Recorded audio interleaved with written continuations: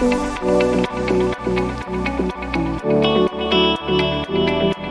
going to be talking to you about the secret to predictable sales growth. And you may be saying, oh, Wesleyne is going to give us a secret sauce. She's going to give us her magical superpower. Nope, that's not what I'm going to do. I'm going to walk you through understanding the important things that you should be looking at, understanding the definitions of things that some people just throw around and we have no idea what they mean, and really understanding how you have leads that come into your pipeline and having a basis of understanding which of those deals will close and how long it will take them to close. So get your notepad out and let's get rocking and rolling. So I always love starting with my why. So why do I do what I do? Why do I show up in the way that I show up? I am the mother to two amazing boys. My oldest son is currently 16 years old, and he is a junior in high school. He attends an engineering academy. And when he was a little boy, he was always so eager to learn. He would run and get the little readers for me and say, "Mommy, let's read," when he was 2.5.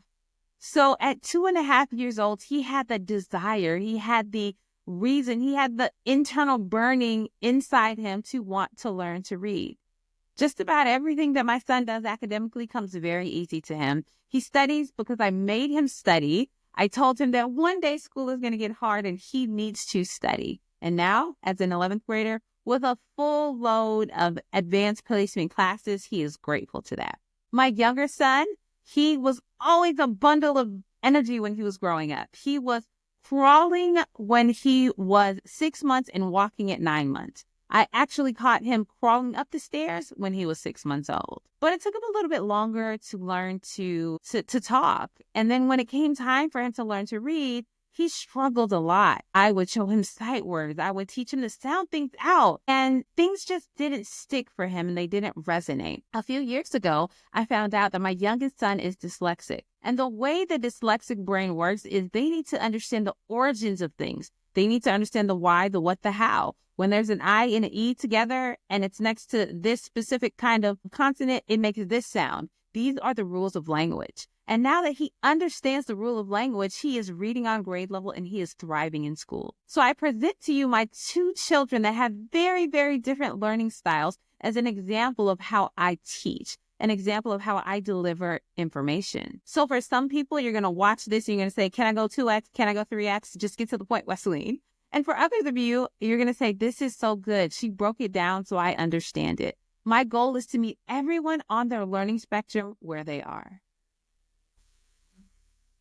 So oftentimes what we do is we track things, we track activities, we track metrics. But what I want you to focus on moving forward on from today is tracking conversions. Conversions are where we make or break the deal. Conversions are how we make money or we lose money. So when we think about what is a conversion, when I am converting a person that has clicked on my website and I want to see how many people go from clicking on the website to filling out a sign-up form. In marketing, that is something that is a typical thing that we look at. But we often don't think about, well, how many people did we have a discovery call with that are now going to have a proposal call? And if we focus on the conversions and not just the sheer metrics, what that does is it allows us to understand where we should focus on. So track conversions, not just activities. But why does this even matter? Why do we care about tracking conversions? Because there are invisible pipeline leaks that we don't see when we don't track conversion. There's lost revenue, wasted sales efforts. So if you're just looking at activities and you say we need to add 10 new deals per sales rep to the pipeline each month, and you get to about the second or third or fourth quarter and you're like, but we were hitting our metrics. Why are we not hitting our numbers? The reason is because those 10 deals that were added to the pipeline, how many of those fell off after the first meeting? How many of those didn't even get to the first meeting? How many of those actually got all the way to the end of the pipeline? That is a leaky pipeline. When we're not looking at the specific things within the pipeline that we need to focus on, where we have leaks, we're losing revenue, and our sales reps, or us as sales reps, depending on if you're a rep or a leader, you are wasting your time because you don't know what's wrong. So your boss is saying, go get more people. I need more leads. Add more people to the top of the pipeline. And you're doing it, but you're still not hitting your numbers. And it's because of the leaks.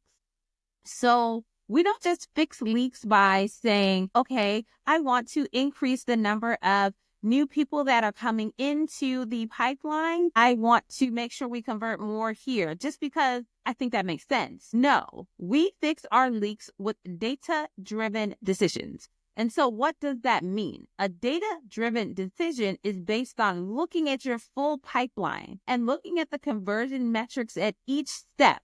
If you have 5 or 10 or 15 steps in your pipeline and your process, I'm not going to tell you that's too much, but that's too much. But whatever it is, it doesn't really matter how many steps you have, but look and see where are the biggest gaps. Is the biggest gap from step 1 to step 2, or is it from step 5 to step 6? So when we think about, okay, I have a really big gap between step 5 and step 6, let me focus here. If I focus on the big gap that I have at step 5 to step 6, what happens is you can increase a conversion by 5 or 10 or 15%, and that 2, 3, 5, 10x's the closed deals that you have. So don't just go about this blindly. Really think about where are the leaks in the pipeline. And we know that our pipeline is a backbone of our revenue. So if we have a bad pipeline, we're not going to hit our numbers. Period. So not focusing on your pipeline health, not focusing on the sheer numbers that are coming in and the conversions, you're never, ever going to hit those revenue numbers. So if you're a sales rep and you say, I really don't like looking at the CRM, I just think it's a waste of time and it's just management's way of keeping tabs on me, you are missing revenue. If you're a leader and you say, I don't really have time for this, I only pull reports twice a month to see where people are, and I'm not drilling into my data, that is why you're not hitting your numbers. That is why your revenue is not growing. So when we think about the stages of a healthy sales pipeline, there are a couple different stages. And as I mentioned, you might have 5, 10, 15, 20 stages. Your process may be a lot longer. Maybe your process is a little bit shorter. But there are 4 basic things that we need to know, 4 basic terms that are important for us to understand as we are walking through the sales pipeline.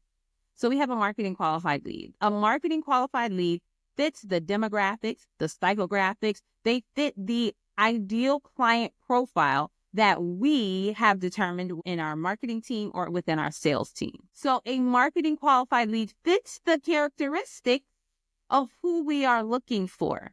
So I'm just going to give you a quick little commercial break right here and really emphasize, if you are beating marketing up for not bringing you qualified leads, that's on you, sales, because you're not giving them the specific inputs that they need to target the right people. So again, they fit the demographic, but what we don't know is, are they ready to buy? A sales qualified lead is a marketing qualified lead that says, I'm ready. And I'm ready isn't, I'm ready to buy tomorrow or next week or next month. It is, I have an issue, I have a problem, I have a need. There is something that you have that I want. And so they're ready now to be handed over to the sales team to be worked as a sales qualified lead. When we have moved them from a sales qualified lead to an opportunity, this is not a talk on how to qualify, when to qualify, but I just want to give you some tidbits, because oftentimes people are moving sales qualified leads into the pipeline as an opportunity when maybe they're using BANT, budget, authority, need, timing, or some other type of method to qualify. That's not what we use here. There are 3 things that you use to qualify, that move a sales qualified lead to an opportunity. Do they have a problem? Yes or no? Okay. Are they willing to solve the problem? Yes or no? And are they willing to go on a journey with you to allow you to help them solve that problem? That's it. I don't care if they don't have money. I don't care if they can't sign a purchase order. That doesn't matter yet. We deal with that in the opportunity stage. So opportunity. And there's a lot more within the opportunity. We have demos, we have proposals, we have discovery, but this is just the stage. And then finally, we have a closed deal. So these 4 buckets, these are the 4 buckets that we should be looking at when we're looking at conversion steps. And a lot of times the issues are at the very top. And a really, really crappy job of making sure somebody's ready for the pipeline. They open 5 newsletters. And so we say, oh, they're a sales qualified lead. That's not a sales qualified lead. Okay. You get on a call with them and they said, oh, they say some things that seem kind of right, but they don't properly assess you don't properly assess their problem. They are closed off. They're like, yeah, I don't really know if I want to fix this right now. Oh, I don't really like you. They don't respond to emails. They don't schedule another touch point in that meeting. Those are all signals that we need to pay attention to. So when we think about why we're having these challenges, there's this big misalignment with sales and marketing. So we have marketing qualified leads, and I mentioned this already. With these marketing qualified leads, the challenge is your marketing team is only as good as the inputs that you give them. Period, point blank, full stop. If your marketing team is not giving you the type of marketing qualified leads to transition to sales qualified leads, then that's on you. And it's not always marketing's fault, because if you give them inputs, they target those people. They go to those trade shows. They're running ads. They're doing the things they need to do, but then maybe the sales team sucks, or maybe you suck in your qualification. Sorry to say that. I know that was a pretty harsh term, but maybe you're not doing the right types of qualifications. Maybe you're not asking the right kind of questions. So sales and marketing need to be in agreement on what is considered good.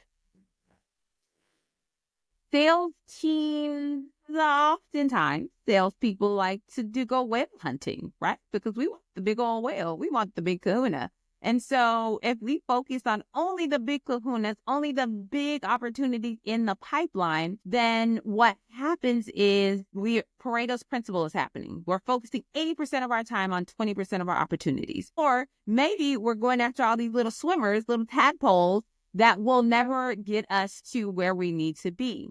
So this is specifically for leaders, or if you're a salesperson watching this, make sure that you are getting the development that you need to understand where to spend my time, right? What is a well-qualified sales lead? How do I nurture this opportunity? How do I step away when I feel like this is not the right fit for me? How do I ensure that I am spending my time in the right place and not just running around in circles? So why do deals get stuck? There are a couple places that we find the conversion metrics kind of fall off. From a marketing qualified lead to a sales qualified lead. When these things are handed off too early and they're not nurtured. So again, a marketing qualified lead is someone that fits the demographics, the psychographics. They're a VP of operations at a specific company. And so you know that is a good lead for you. They are opening a couple emails, but when you call them, they're not answering. When you send them an email outside of just a marketing blast, they don't respond. Are those leads ready? You have to decide, what buying signals do you need as a sales team to say, yes, these are ready to be moved from marketing to sales, and helping the sales team understand that these are marketing qualified leads. We don't know if they're ready to buy today. They have buying signals. And so remember, you're only looking for buying signals here, but you have to decide what buying signals tell you that you're ready for the next step. A sales qualified lead to an opportunity. So sales team, how do I say this kindly, gently? As salespeople, I can take ownership of this too. Sometimes we like easy. So we want to use the same discovery questions that we've used for the past 6 months. We want to show up and use the same pitch deck that we used for the past year. And we're not really personalizing it for that specific person. So if you are following scripts or templates and you're not actually stepping into the customer's world, stepping into the prospect's world, you are doing yourself a disservice. And this behavior-driven sales, this is change behaviors to drive skills change. So what behaviors do you need to have to really impact the pipeline? So behaviors that are important to embody are things such as making sure you're having your discovery calls in a time when your brain is active.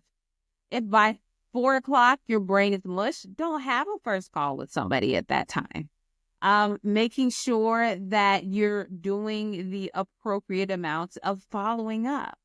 That when you're following up, you're personalizing it. You're asking the questions of that specific person sitting on the other side of the table for you. And then the opportunity to close fall off. So if you don't leverage the things that you've learned previously, again, you're doing yourself a disservice. So if you found out that a prospect was very much, they love their previous vendor they worked with, but they're just, I like to say, kicking tires around to figure out what other options are out there. So you are so scared of talking about anything about a competitor and you don't even want to step in that bed, right? You don't leverage what you learned. You don't pull in the things from your previous discovery call in your follow-ups, or when they're asking you to drop their price 20%, right? It's up to you to really dig in a discovery call. It's up to you to understand, uncover, and really step into that prospect's world so that you can move this to close. So again, when we think about personalization, when we think about touch points, it's all about how am I going to get the person from where they are to where they need to go? So now let's tap into how we identify and fix these bottlenecks. Use the CRM. Like, I don't care what kind of companies you're in. Most salespeople do not like the CRM. And the onus is on you, salesperson, to understand where your pipeline is leaking. The onus is on you, sales manager, to understand where your reps are falling off. It's going to be different for each person. And so when you figure out, wow, I didn't realize that only 10% of our discovery calls are moving towards demos, that's why we're not hitting our numbers, and you focus on doing stronger discovery. You don't do everything at once. If you try to get more leads and do better discovery and ask better questions and do better demos, you're going to be doing a whole bunch of stuff half well, right? So focus on the one thing that you need to focus on in order to get from where you are to where you need to be. So look at the data and use the data to inform your decision-making. I mentioned this already. You have to step into a prospect's world.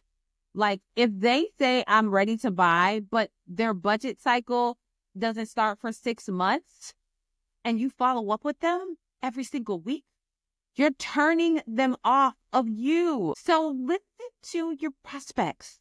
Step into their world. Don't know them. Like, be the people that you should be, right? And what does that mean? That means that your job is to be problem-centric, customer-focused. What are the problems they have, and how can I be really, really laser-focused on this customer and what this prospect needs? So step into their world. So now some engagement metrics. Again, when we're looking at going from MQLs to SQLs or SQLs to a opportunity, you do need to look at email open rates. What connotates for you a qualified sales lead? When does marketing say we're going to transition this over to sales? This should be built in. This should be automation. This shouldn't be something that you're doing manually, right? How often are your prospects picking up the phone, responding to text messages, returning your phone call? And how many people show up? If you only have a 25% show up rate, you're never going to hit your numbers. You're never going to hit your numbers, right? So what are the engagement metrics that you need? Is it how much time your rep is talking in a call versus how much time the prospect is talking in a call? Because you've evaluated 10, 15, 20 calls, and you notice that there is a direct correlation with the prospect talking 70% of the time and a deal getting to close. That is actually a thing. Just a little nugget for you there. The more time a prospect talks, the higher the likelihood of that deal getting to a close. Lead scoring. So again, what data is important? This lead scoring is, yes, it's based on your engagement metrics, but it's also based on the quality of that actual individual in that company. So if your ideal client is typically a VP of HR that has been in their position for 2 years or less, that lives in the Midwest, that person is going to get a higher score than a person who is an HR generalist and they've been in their position for 10 years. Why? Because based on previous information that you have, you know that VP of HR that's relatively new to their position, they want to change. They're very laser focused on that. So understand, like, what does good look like? What do we need to put into our systems? You can automate these things. You can do them manually. It doesn't matter how you do them. The key is to just do them. Just do something. So what is your ideal sales cycle length? You may say that ideally, in an ideal situation, not what our investors want, not what the CEO wants, but based on what we know, our sales cycle length is typically 3 months from marketing qualified lead to closed deal. So if you do a pipeline review and you see something sitting there for 6 months, you have to ask yourself why. If you see something that's closing in 2 months, you ask yourself why. So use the data and then ask the questions. This is our baseline. This is over. This is under. And when things are moving, when you have shorter sales cycles, it's not necessarily a good thing. It could be that sales rep decided instead of selling everything to this one person, they're doing it in phases. They're giving them smaller chunks. That may work better. If we give them smaller bites of the apple, then they'll come back another time and they will be interested in working with us again. And then how fast are things moving? You should know that something should only sit in this stage for X number of days, right? Depending on your company, depending on your industry, typically there should not be a sales qualified lead needs to be qualified in or qualified out within at most 5 business days. For some industries, I say within 48 hours, but how fast do things need to move in or move out? You have to be quick, because if you're not, that's when you're swirling around in your head and you are really focused on, okay, well, this stayed in here a little bit longer, and maybe let me call them one more time, or let me email them one more time. I don't say what I was gonna say. It's like, figure it out. Do it or don't do it. Don't just sit there, and really make sure that you're laser focused. Things sit in the discovery phase for this long. We should have it in the proposal phase for this long. What is that velocity that you want through your pipeline? So as we are coming to a close, as we are about to land this plane, I want to remind you that analytics drive smarter decisions. So we really, really want to make sure that we're implementing making data-driven decisions. So a data-driven follow-up is, hey, this is what I learned from you. This is what I understand about your industry. This is what I understand about your business. And so these are the things that we can help you with, or this is why I want to get on a call with you. Or this is why I need you to bring your CEO into the next meeting. Use data to help you. And automation, right? Not automation like getting spammed on LinkedIn. Nobody wants that. Nobody wants LinkedIn spam, right? That's annoying. But have some kind of automated reminders, and be sure that those automated reminders are ones that you're sending out to your prospects automatically. And please, every open opportunity must have a next step. If you have an opportunity without a next step, those leads are going to go cold and you're not going to work them as you should. So really be laser focused on making sure you're using automation to save your reps time, or to save you time as a rep, and make sure that every open opportunity has a next step. Phone call, proposal meeting, whatever it is, there should be a next step. So now drilling in a little bit more to sales leaders, you want to make sure that you're aligning marketing and sales on your ideal customer profile. As the leader of your division, you are responsible for giving these inputs to your marketing leader. So you guys should have common wording on what is an ideal customer. And this should be a quarterly exercise. At the very least, a quarterly exercise. Monthly might be too much, but bi-monthly might work. What is that? Optimize your team's outreach based on data. So if they're just calling 10 people a day and it's not working, let's teach them how to actually call people the right way. If they are having 5 discovery meetings a day and they are closing 3 of those 5 meetings, let's figure out how to get them to have some better discovery meetings. So really the things that they're doing in terms of outreach, based it on strong data. Use data to drive decisions. There's no more, think that feels right with the wind. No, I don't like that. And maybe we should change that. No more of that. Use data. And then what is this feedback loop that you have? How are you continuously inputs, outputs? So, hey, we're going to work this month and it should not be a quick thing on stronger discovery calls. And as you are working with the team and you're giving them some direction for the discovery calls, you need to make sure that you're getting feedback from them from what's working and what's not working. You need to go on calls with them. You need to listen to their meetings. You need to do the things as a leader to ensure that there is a continuous feedback loop. So as we are wrapping up, the points that I want you to remember: track conversions, not just activities. Focus on efficiency. Conversions are important. Activity doesn't matter. I can make 25 calls a day and get no meetings. I can get on 5 demos a day and get nobody saying yes. It is about where are things falling out, and fix stuff in real time. Don't allow things to lag for the month or the quarter, or wait to see, oh, maybe they'll pull it out. No, they're not going to pull it out. They're not going to pull it out.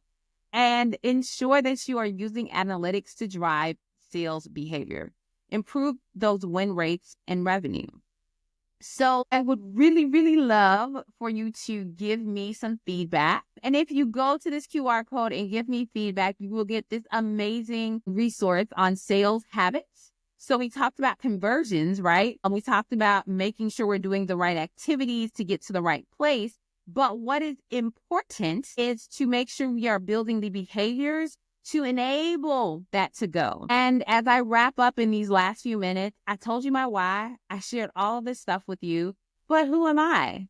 My name is Wesleyne Whittaker, and I am a recovering chemist that fell in love with sales. And after falling in love with sales, I moved quickly up the ladder to become an international sales manager. And in my first 6 months as an international sales manager, I fell flat on my face and people were leaving. And I had to take the onus on myself to fix what was wrong, what was broken, the things within me that I needed to fix. And once I did that as a leader and I said, hey, I want to show up and be a better leader every day, then I focused on the things within my organization that needed to be fixed. And that led to us blowing our numbers out of the water, people wanting to come to my team. It was such a great culture and it's a great place. And today, that's what I do for other organizations. I work with leaders and their teams, and we focus on behavioral-based sales training. And the motto that I use is we focus on the problems the prospects are having. We're laser focused on the customers, their needs, their problems, their impacts, the challenges that they're having. And we change behaviors to drive the change in our sales, in the sales team. So I thank you for spending your last few moments with me. I would love to hear from you. If you scan the QR code, I'll pop you an email, but also connect with me on LinkedIn. It was my pleasure sharing with you today. You have a fantastic rest of your day.